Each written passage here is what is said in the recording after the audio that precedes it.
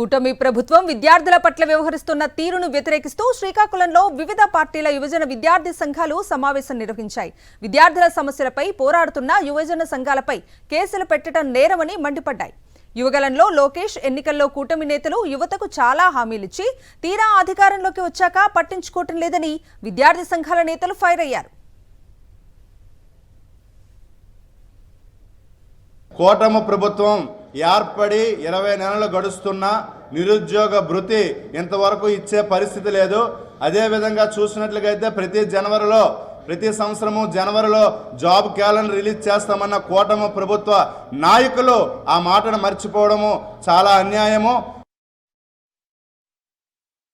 20 నెలల క్రితం మీరు పాదయాత్రలో ఏదైతే హామీలు ఇచ్చి యువతకి విద్యార్థులకి ఏదైతే సపోర్ట్ ఇస్తా అన్నారో దాన్ని మీరు చెయ్యకపోవడం వల్ల మా నుండి ఈ వ్యతిరేకత అనేది స్టార్ట్ అవుతుంది.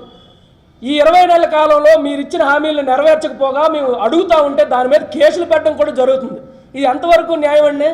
నిజంగా ఇది నిజమైన గవర్నెన్స్ అని అడుగుతున్నానండి మీకు. అంటే మీరు చెప్తారన్నవి చేస్తారన్నవి మీరు చేయలేదని అడిగితే మా మీద కేసులు పెడతారా?